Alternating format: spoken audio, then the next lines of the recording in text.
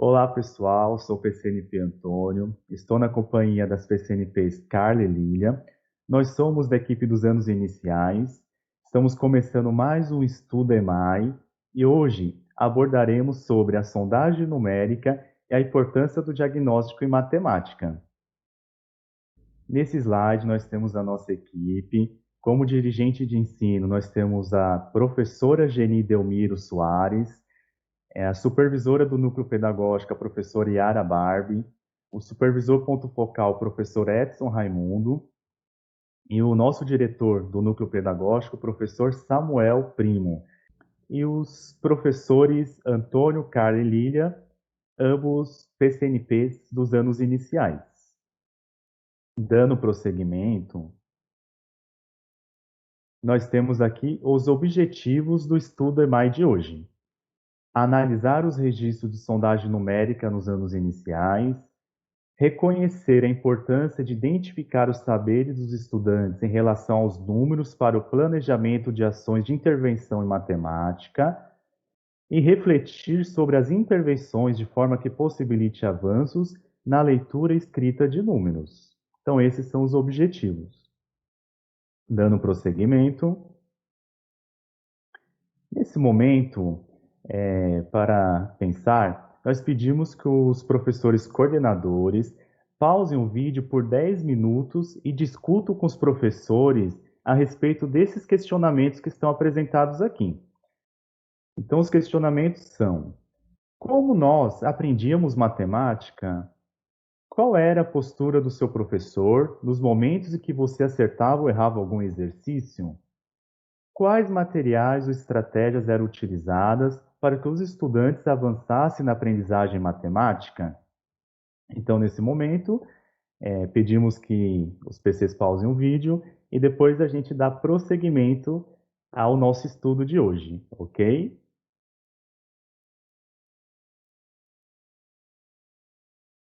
Dando prosseguimento, eu tenho certeza que saíram boas reflexões com os professores e todos os PCs. E para continuar nessa linha de pensamento, é importante nós pensarmos que quando nós revisitamos as nossas vivências, nós conseguimos nos colocar no lugar dos alunos. Vamos imaginar, antigamente nós aprendíamos de forma mecânica. Os assuntos eram transmitidos como o professor o único detentor do saber e não havia aqueles questionamentos.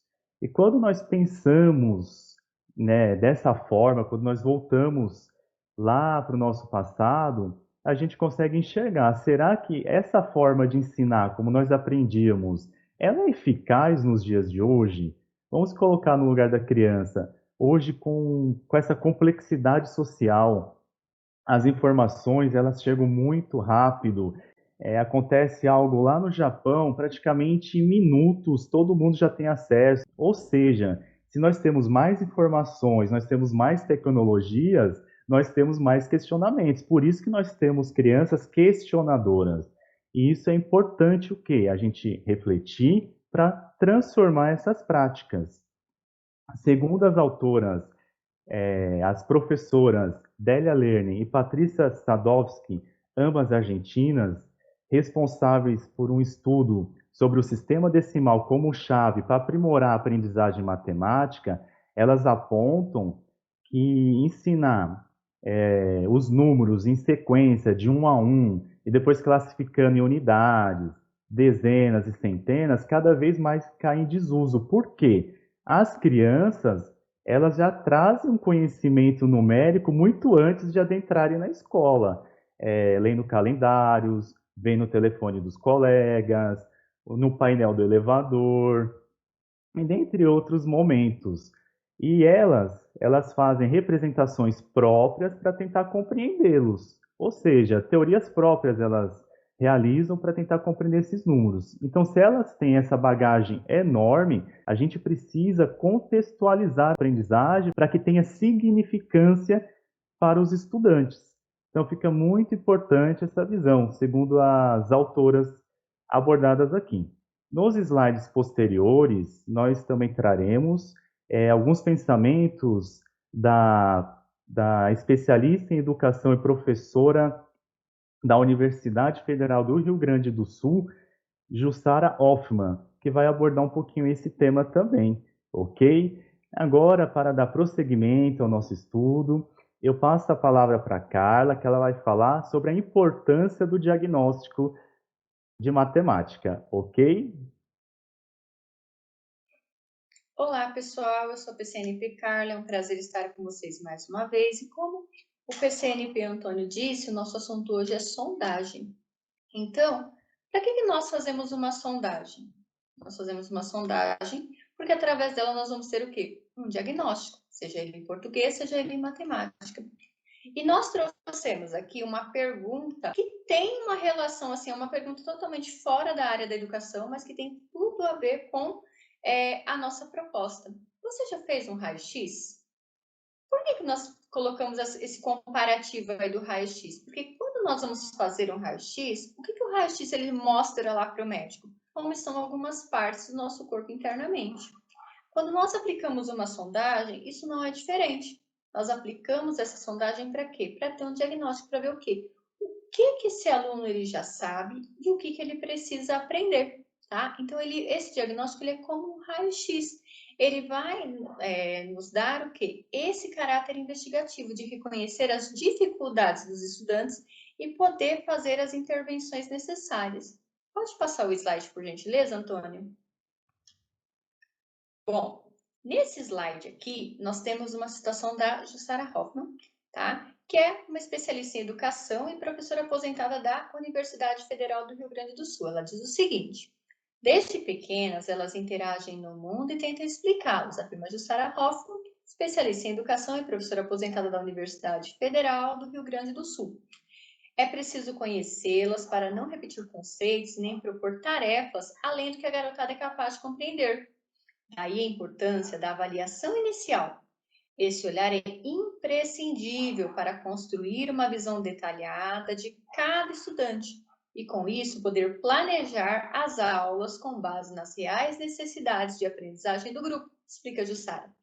O bom diagnóstico não tem por objetivo contabilizar erros ou classificar e rotular os alunos. Ou seja, não é uma prova no sentido tradicional. Então, a própria citação ela já mostra o quê?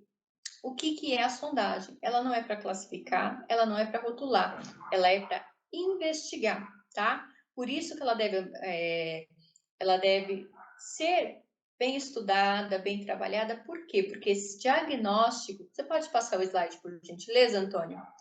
Esse diagnóstico ele vai abranger vários níveis de dificuldades do assunto tratado, tá? De forma ao quê? Dar subsídio para pensarmos nos avanços de aprendizagem.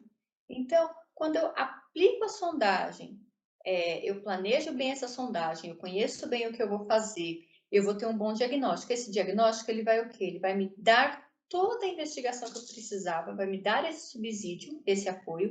Com isso, eu vou conseguir planejar melhor essas aulas e vou possibilitar aí, eu vou promover os avanços das aprendizagens dos estudantes da minha sala, certo? Bom, então vocês viram a importância que a sondagem ela tem e que o diagnóstico ele vai o quê? A importância também do que o diagnóstico ele vai o quê? Nos oferecer para quê? Para que nós possamos ter uma melhor prática pedagógica. Eu vou passar a palavra para minha colega Lília, que também vai trazer contribuições sobre esse assunto. Olá, pessoal, sou PCNP Lilian e eu venho contribuir com as falas dos meus colegas Antônio e Carla em relação à importância do diagnóstico, tá? Esse diagnóstico, ele nos dá o subsídio, é uma prática que nós já temos em sala de aula, tanto em alfabetização em língua portuguesa, quanto alfabetização em matemática. E também em história, geografia, ciência, o diagnóstico é um processo importante para que a gente consiga dar continuidade no nosso trabalho a partir do que os alunos já nos trazem, né? Então, quando você fala em subsidiar o nosso trabalho, o melhor subsídio para com retorno, é o diagnóstico. Porque conhecendo as defasagens dos alunos e respeitando o que eles já trazem, o que eles já têm de conhecimento, nós conseguimos avançar com mais qualidade, né? Nos slides anteriores, a nossa colega Carla, ela deixou bem apresentado a importância desse diagnóstico, e nós temos um suporte que nos dá esse subsídio, que é o EMAI, né? No caso de alfabetização matemática, o EMAI ele é muito rico. Nós temos desde o 1º ao 5º ano um material que tem esse suporte, que tem essa preocupação com o avanço do aluno a partir do conhecimento dele. Então, quando você utiliza o material, que é um material disponibilizado, que temos em mãos, enfim, e com isso você agrega o conhecimento que esse aluno já tem, ou o que você quer que ele avance, esse subsídio, ele com certeza vai funcionar muito melhor. Bom, agradeço a atenção de vocês e eu passo então a palavra para a PCNP Carla, que vai dar continuidade aí nos slides. Obrigada, Lilian. Foi de grande importância a sua contribuição, né? E principalmente estar citando aí o nosso maior suporte, que é o EMAI, que é até o tema das nossas conversas, né? Nos nossos vídeos. Bom, então vamos pensar tudo isso na prática agora. Nós trouxemos uma situação para nós conversarmos. Eu vou estar lendo essa situação para vocês, e aí eu gostaria que vocês pensassem o que essa criança fez quando o Antônio ele colocar o número depois da minha leitura.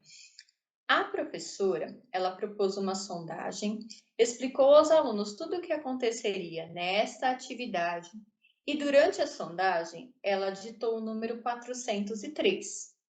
Aí a Maria, uma aluninha dessa professora, uma estudante, ela registrou o número ditado da seguinte forma. Como será que ela registrou? E aí, pessoal? É 403? Não, né? Ela registrou 4003. Por que será que ela registrou 4003 ao invés de 403? Eu tenho certeza que aí, vocês assistindo agora essa nossa conversa, a maioria de vocês já sabem o que aconteceu com a Maria. A Maria, ela ainda se apoia na fala para poder fazer a escrita dos números, né? É uma coisa muito comum de se acontecer quando nós estamos aplicando a sondagem. Querendo ou não, isso já é o quê? Um diagnóstico. Quando eu sei, opa, peraí, eu ditei um número, mas essa minha aluninha, ela ainda está se apoiando na fala para fazer o registro. Já dá o quê? Subsídio para minha intervenção, né? Subsídio para eu planejar melhor, para eu fazer a intervenção e para eu o quê? Mediar aí o que? A construção desse número da maneira correta. Você pode passar o slide, por gentileza, Antônio? Então, o que isso traz para a gente? Traz para nós a reflexão que a sondagem em matemática, ela também faz parte do processo de alfabetização. Por quê? Porque como nós já dissemos, apesar de ser um pouquinho repetitivo, é importante frisar, quando eu faço a sondagem, eu tenho um diagnóstico, seja ela em português, seja ela em matemática, tá? E elas não são, esses dois processos, esses dois movimentos, eles não são dissociáveis, eles são juntos. Por quê? Porque a criança ela vai evoluindo, ela vai construindo conhecimento à medida que eu vou o quê? Investigando. Eu investigo, eu planejo, eu medio, a criança, e depois novamente eu vou fazendo esse movimento, e por isso que essa sondagem ela precisa ter uma regularidade para ela acontecer, porque ali eu vou o quê? Eu vou também analisando que se a minha prática ela está sendo uma prática que está dando certo, se ela não está dando certo, tá? Então, daí a importância do quê? De você ir repetindo a sondagem o quê? Constantemente, mensalmente ou bimestralmente, eu não sei como vai ser a dinâmica aí da escola, mas com base nos números, nos dados que você tem, é importante o quê? Você descobrir ali o que você precisa mediar na sua sala, né? E aí fazer as intervenções e, posteriormente, você aplicar novamente uma sondagem para ver se essas competências, habilidades, elas foram consolidadas, você precisa fazer novas intervenções, replanejar isso, para que de forma a aprendizagem realmente aconteça. Mas aí vem uma questão. Como planejar uma sondagem de modo a conseguir identificar e fazer a intervenção necessária para promover o avanço das aprendizagens? Nós sabemos que é importante, nós sabemos que o diagnóstico ele vai trazer muitas informações para nós, mas como fazer essa sondagem? Né? Que números escolher? Eu escolho qualquer número, eu coloco lá qualquer número, a criança não sabe. Tá, como fazer? Então, até para isso, a gente precisa, é necessário que nós venhamos o quê? A estudar os números, a compreender os números, porque quando eu compreendo, eu consigo analisar melhor o meu diagnóstico. E eu sabendo analisar o meu diagnóstico, eu vou saber fazer a intervenção necessária. Você pode passar o slide, por gentileza, Antônio? Bom, aqui nós colocamos o tema Conhecendo os Números. Todos nós já conhecemos os números, mas os números para a sondagem, eles têm algumas especificidades que eu vou estar lendo para vocês. Assim como na sondagem da hipótese descrita, não se coloca qualquer palavra, na sondagem matemática também não é diferente. É importante nós conhecermos os tipos de números mais adequados para colocar na sondagem. Então, vamos pensar lá na sondagem em português. Quando nós vamos fazer a sondagem em língua portuguesa, a sondagem de hipótese descrita, nós não colocamos qualquer palavra. Nós começamos da palavra polissílaba, para trissílaba, para dissílaba, para monossílaba, e aí fazemos a frase, né? Isso tem uma intencionalidade. Na matemática, a sondagem também vai ter uma intencionalidade e ela precisa também ter uma organização. Por quê? Porque quando eu fizer isso, um conhecimento, ele vai ajudando que a criança a construir outro. Um número ditado, a organização que eu coloco, vai dar o que? Possibilidades para a criança o quê? Construindo conhecimento ao longo deste processo, certo? Mas então vamos conhecer esses números para nós sabermos o que eles vão trazer para a gente de conhecimento aí na hora da análise do diagnóstico. Então, pessoal, é importante nós conhecermos os tipos de números mais adequados para a gente colocar na sondagem. Então, vamos começar pelo zero. Muitos estudantes, eles acreditam que o zero não é número. Lembram da Maria? Quando ela colocou lá o 4003 ao invés do 403, nós sabemos que ela se apoiou na fala, mas ela também traz um dado para a gente. Ela nos mostra que o quê? Que conforme a quantidade de zeros, não vai mudar o número, ela ainda não tem esse entendimento que quanto mais zeros ela coloca, maior o número fica em relação à quantidade. Então, quando nós vamos escolher o zero e números que contenham zero, em diferentes valores posicionais, é muito importante no momento da sondagem. Por quê? Porque ele vai trazer para a gente isso no diagnóstico. E com isso a gente consegue mediar a construção do conhecimento com a criança, tá? Existem também os números redondos. O que são números redondos? São números de uso social. Então, eu vou dar um exemplo para que vocês possam entender. Em português, na língua portuguesa, nós sabemos que as crianças, muito antes de estarem alfabetizadas, elas já reconhecem algumas palavras, porque são de uso comum delas. Por exemplo, passa na frente de uma lanchonete, como o McDonald's, elas sabem que ali está escrito McDonald's. Por quê? Porque aquilo é do uso comum delas. Elas veem a propaganda, elas vão com a família, enfim. Em matemática não é diferente. A criança, ela tem números que ela também usa no cotidiano dela, que são os números redondos. Onde ela encontra esses números? Nas cédulas monetárias, por exemplo. Ela vai encontrar lá R$10, R$20, então ela vai ver o número. Então é mais fácil para quê? Para que ela consiga registrar. Então, se ela sabe registrar, eu preciso colocar na sondagem? Sim, porque através dele você vai o quê? Você vai poder fazer a intervenção, você vai colocar outros números que nós iremos explicar e ali você vai conseguir o quê? Ter indícios, ter registros que mostrem aonde você pode estar fazendo a intervenção. Você pode passar o slide, por gentileza, Antônio? Bom, agora nós vamos falar dos números transparentes, tá? O que são números transparentes? São números que nos dão dicas de como escrevê-los. E aqui nós colocamos o exemplo do número 84. Quando você fala esse número, você dita esse número para a criança na hora que vai começar a escrever, ela vai falar 80, 80, lembra 8. Então já dá aquela dica para a criança. É diferente do número opaco, que nós não colocamos aqui no slide, mas ele existe também. O número opaco, ele já não vai dar essa dica para a criança, por exemplo, o número 13, ele é um número opaco.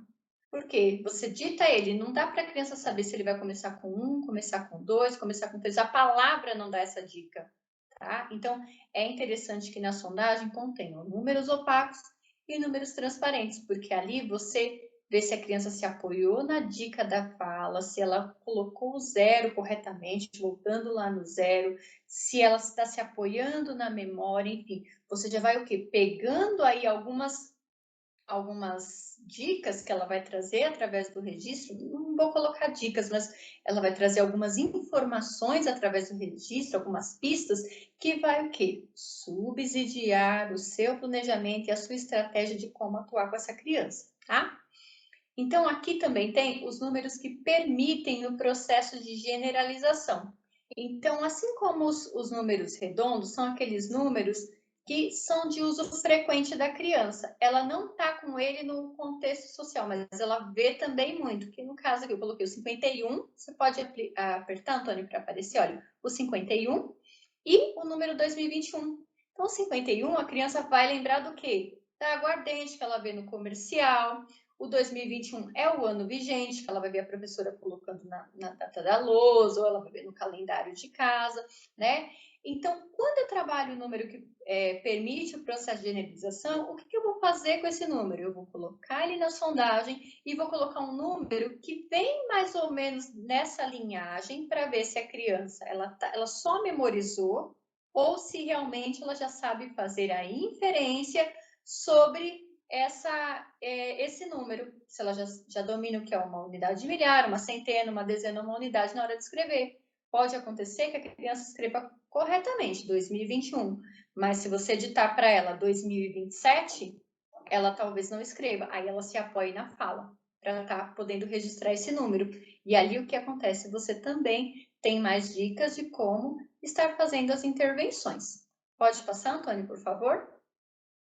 Bom, temos também os números de dezena cheia, que diferente dos números redondos, que têm a função social, os números de dezena cheia são números que já não são utilizados no cotidiano dos estudantes, como, por exemplo, o número 20. O número 20, ele é um número redondo, mas o número 70 já não é. Por quê? Porque ele já não faz parte desse cotidiano, tá? O aluno ele pode reconhecê-lo por relacioná-lo ao sistema monetário, no caso do 20, que ele vai lembrar da nota de 20 reais.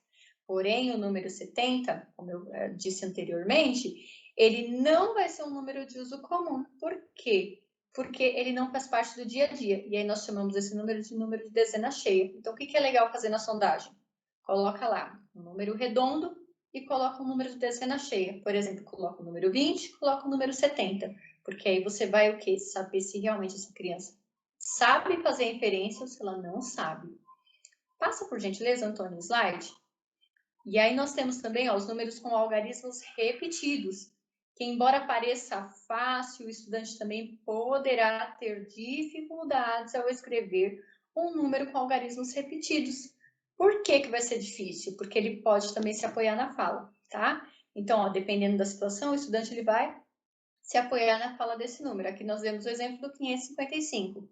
Se a criança ainda não sabe fazer a inferência, ela vai o quê? Ela vai escrever 500 mais 50 mais 5. Daí vem o quê? A nossa intervenção. Pode passar o slide, Antônio, por favor? Um número novo com parâmetro para número conhecido. Nesse caso, o estudante poderá conhecer o número pelo fato de ser o ano em que estamos, mas talvez o mesmo não consiga fazer a inferência para o número 2026. Para saber que número escolher, parte-se de um número do uso cotidiano para um número novo. Aqui nós demos mais um exemplo, o 150. O 100 é um número redondo que a criança usa, mas se eu colocar 150, será que ela vai saber escrever? Então, volta nos slides anteriores que eu já havia comentado com vocês, que é interessante nós colocarmos os números redondos, né, os números que permitem o processo de generalização, e depois a gente vir com esses outros números aí, como o número de novo com parâmetro de número conhecido, para ter certeza se realmente a criança consegue registrar ou não, tá? Bom, pessoal, então, esses são os números que é importante vocês conhecerem para estar colocando na sondagem. E como a gente faz isso na prática agora? Eu vou estar passando a palavra para a PCNP Lilian, que vai nos dar aí um passo a passo, vai explicar para a gente como que nós podemos fazer isso de uma maneira bem legal. Voltando aqui, então, vamos ver como que essa fala toda da PCNP Carla pode estar acontecendo aí na prática, tá? 1. Escolha pelo menos 10 números com base nas especificidades refletidas nessa afirmação. Como já foi apresentado pela Carla, a importância destes números serem escolhidos, né? Não pode ser colocado de qualquer maneira. Na hora de digitar os números, parta do número menor para o maior. Explique que todos os estudantes farão um ditado diferente. Nesse ditado, ao invés de palavras, usaremos números. Aproveite e explique também o objetivo dessa atividade para os alunos, pois desta forma, o aluno estará mais à vontade para desenvolver os registros. Você pode passar, por favor, Antônio? Obrigada. 5. Entregue ao aluno uma folha em branco, e de preferência na posição vertical. Fique atento se o aluno muda a posição da folha. Não faça intervenção. Observe se esta ação estará relacionada ao espaço necessário que o estudante precisará para escrever os números maiores. Peça para o estudante colocar o nome completo e a data. O estudante que souber, né? Oriente-os também sobre a posição dos números na folha, um embaixo do outro, e não na sequência, tá? Então, é importante que siga-se estas orientações na hora de fazer a preparação para a sondagem e na hora de fazer esse trabalho com o aluno. Eu vou passar agora para o PCN Antônio, que ele vai contribuir para a gente com alguns exemplos e alguns comentários bem pertinentes ao tema. É isso aí, Lília. Estou dando prosseguimento nessa mesma linha de pensamento. Agora eu irei trazer algumas sugestões, tá? A primeira sugestão é referente à escolha dos números, que a Lília leu lá no slide anterior, na opção 1, né, sobre escolher 10 números. Então aqui nós temos esses 10, né, o número 5 como número redondo. Eu não vou explicar as características de cada número, porque a Carla ela já fez essa explicação, assim não fica repetitivo, ok? Temos o número 13 como número opaco, 82 o número transparente, número 70 a dezena cheia, número 100 um número redondo, 160 como número novo com parâmetro de número conhecido, o número 444, o número de algarismo repetido, 2.385, número composto por 4 algarismos diferentes, importante, 2021, número que permitem processo de generalização, e o 2027, número novo com parâmetro de número conhecido. Vale ressaltar que, na prática, os professores eles não precisam usar exatamente esses números, porém, eles devem se atentar que os números tenham as mesmas características apresentadas aqui nessas sugestões, ok? Dando prosseguimento, para os alunos que não estão acompanhando as aulas presencialmente, né, nós sabemos que nós estamos vivendo nesse contexto da pandemia, onde muitos alunos eles estão realizando as atividades ou participando das aulas totalmente em casa, ou seja, remotamente. Mas nós também precisamos propiciar esse momento de sondagem para esses alunos. Então, quais são as nossas sugestões? a gente deve adaptar as orientações e realizar o contato através do quê? Usando as tecnologias que nós temos hoje em dia. Videochamadas. No caso de videochamadas, nós temos muitas plataformas. Temos o WhatsApp, temos o Zoom, temos também o Google Meet, plataforma Teams. Hoje é amplo, né? Esse recurso de videochamadas.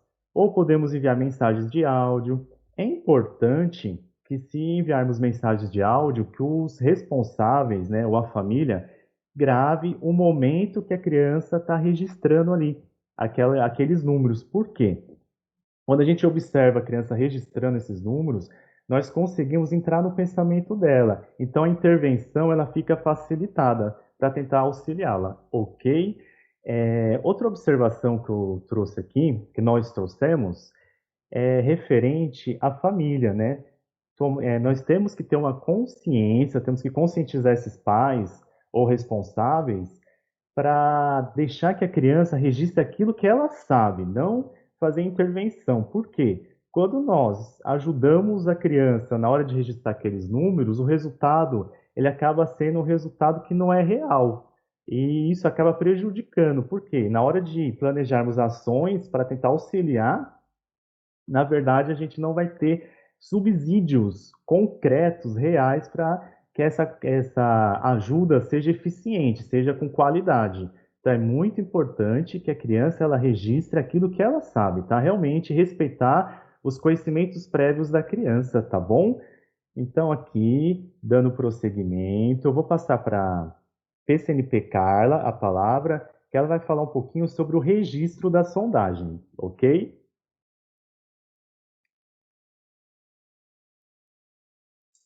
Bom, pessoal, então, tendo aí o roteirinho de como fazer isso na prática, vendo aí as sugestões que os PCNPs colocaram aí, agora vamos pensar nesse registro de sondagem. Então, fez todo o passo a passo, seguiu tudo ali que nós estamos estudando, nós estamos conversando, como registrar isso. Então, é importante o quê? Aqui nós trouxemos também um modelinho, tá? Esse modelinho, ele nos dá o quê? Uma visão ampla de tudo aquilo que nós fizemos e da nossa sala toda. O que está contido aqui nesse modelinho que está no slide? Então, o nome dos alunos que realizaram essa sondagem, tá? Os números que foram ditados e a maneira que esses alunos registraram. Vocês observam que no final dessa tabela existe o total. O total é a quantidade de acertos que a turma teve em relação ao número ditado. Isso possibilita o quê? Ver um percentual do que a turma ela já tem de habilidade consolidada em relação à escrita de números e o que precisamos do quê? Mediar, intervir para que essa turma possa avançar. Também nos dá outras informações que são a respeito do quê? Dos alunos que ainda têm aquela dificuldade com o zero, dos alunos que se apoiam na fala, dos alunos que conseguem escrever o número ali, o número redondo, mas já não consegue escrever um número opaco, né? Então, ele traz aí o quê? Todas as dicas para quê? Para que o nosso planejamento e a nossa intervenção ela seja feita de maneira mais objetiva. Nós consigamos o quê? Aí pensar na estratégia adequada para o quê? Para socializar isso com a turma. Você pode passar o slide, por gentileza, Antônio?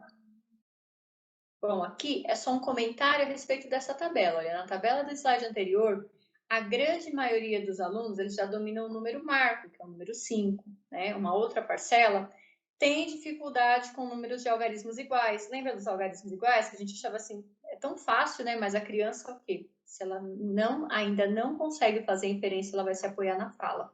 E a maioria não sabe grafar o quê? Os números maiores, os números com 4 algarismos diferentes. Ele consegue fazer ali o número, por exemplo, do ano vigente, né? Mas quando você coloca um número já com parâmetro conhecido, ele já não consegue. Tá? Se você coloca números com algarismos diferentes, ele também já vai ter uma dificuldade. Então, qual é a sugestão aqui? Pegar algumas dessas produções, né, que estão lá, você tem a sua para a sua análise, mas você pegar uma produção de uma das crianças e socializar com a sala, né? E ali a gente começou a questionar qual foi o motivo que a criança grafou daquele jeito, né? Então, coloca lá um número de algarismos repetidos, por exemplo, colocou lá o número 444, a criança escreveu 400, o 400, o 40, 40 e o 4. Registra na lousa e ali você vai o quê? Você vai questionando, gente, esse aqui é o número 444, correto? Aí um vai dizer, não, professora, tá faltando isso. E ali você vai o quê? Mediando isso para que o conhecimento ele vai sendo o quê? Construído. Então você vai perguntando os porquês para as crianças mesmo fazerem essa correção entre eles. Então, e o que é legal se fazer aqui também, os alunos que têm muita dificuldade, porque você vai ver na sua tabela, você dá uma tabela numérica para ele no individual, para quê? Para que ele também consiga participar dessa socialização. Você pode passar, o Antônio, o slide? Tá? Por quê? Porque a ideia desse momento é colocar em conflito as hipóteses das crianças, para que elas venham argumentar as suas escolhas. Então, tanto aquele aluno que ainda tem muita dificuldade na escrita de números, quanto aquele que tem ainda pequenos ajustes a se consolidar. Tá? Então, quando você dá uma tabela para aquele que tem mais dificuldade, ele também consegue participar dessa socialização. Tá? Então, a criança ela vai interpretar, ela vai produzir, ela vai mediar, ela vai comparar, ela vai conversar. Tá? E ali você vai o quê? Produzir o quê? Você vai promover a construção do conhecimento, certo? Bom, nós temos também alguns outros encaminhamentos que são importantes depois desse momento da sondagem, depois que nós temos o diagnóstico, são algumas outras sugestões que nós podemos estar colocando no nosso planejamento, de forma que as crianças avancem nas suas habilidades, tá? E eu vou passar a palavra para a PCNP Lilian, que ela vai trazer essa contribuição para nós.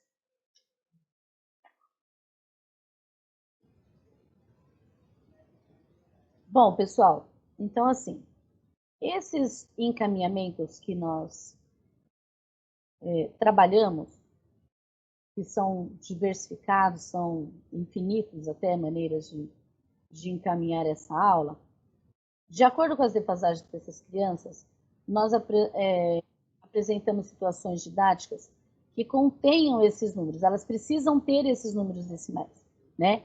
Então, nós temos algumas opções, até mesmo no EMAI, né? O EMAI ele é riquíssimo quanto a isso. Isso do primeiro até o quinto ano. Nós temos várias atividades, por exemplo, com roda de contagem, também trabalhamos isso no EMAI.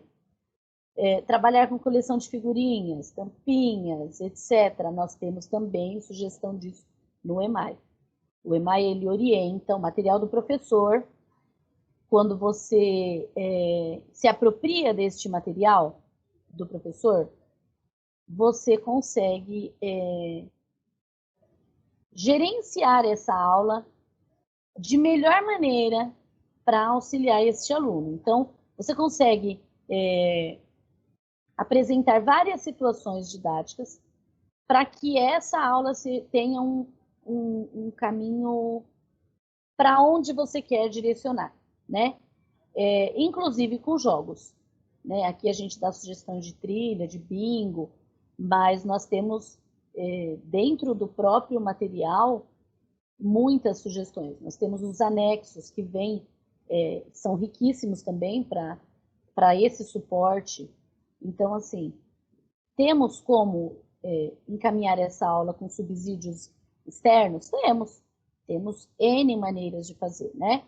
Mas nós temos também um material muito rico, que é o nosso EMAI, tão bem apresentado e tão bem desenvolvido para este processo.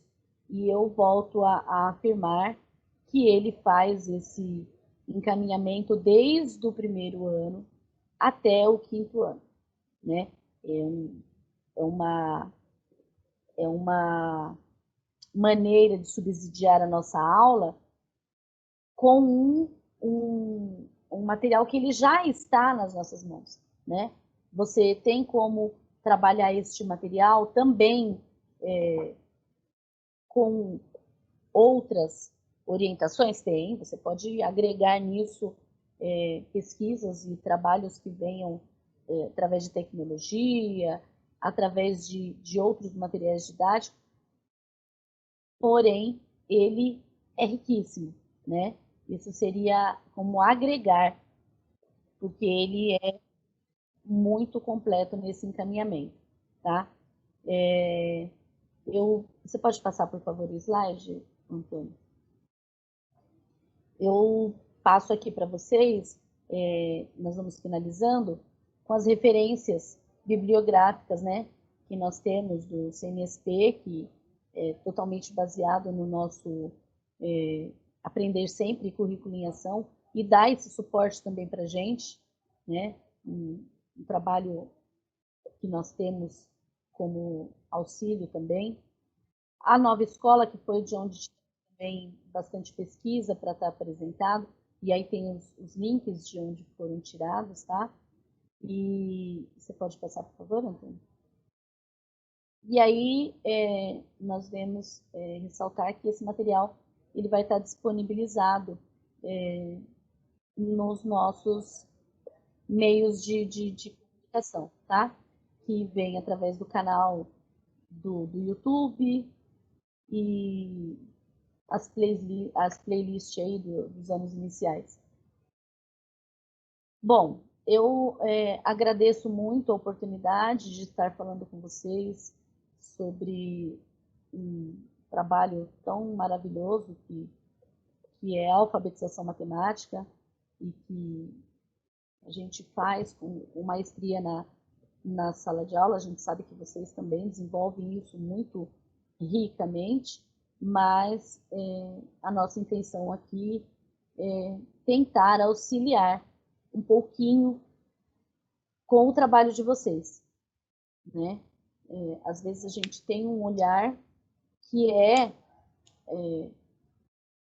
direcionado somente para aquilo e uma fala, às vezes uma palavra, ela abre um leque de oportunidades para a gente que às vezes a gente sozinho não está conseguindo olhar, ou enfim, não tem esse direcionamento. Então, o nosso intuito aqui é auxiliar, tá? No que nós pudermos contribuir, nós estaremos aqui. Eu agradeço aos meus colegas pelo compartilhamento e até a próxima. Eu passo a palavra para o Antônio e em sequência para a Carla. Obrigada. Então, pessoal, eu agradeço muito a atenção. Foi um imenso prazer estar presente aqui, né, participando desse estudo com vocês. E até uma próxima. Passo a palavra para a Carla. Pessoal, agradeço a todos vocês, tá, por esse momento de conversa a respeito da sondagem. Acredito que esse momento ele vai trazer para todos um olhar de revisitar as nossas práticas, assim como quando nós lemos um livro novamente. Da primeira vez a gente tem uma visão sobre aquilo, mas quando a gente volta naquele livro, a gente tem o quê? Uma nova visão. Então, esse foi o nosso objetivo, trazer uma nova visão, uma nova perspectiva no olhar da sondagem matemática, tá? Agradeço aos meus colegas por todas as contribuições dadas e espero poder vê-los em breve. Um abraço a todos.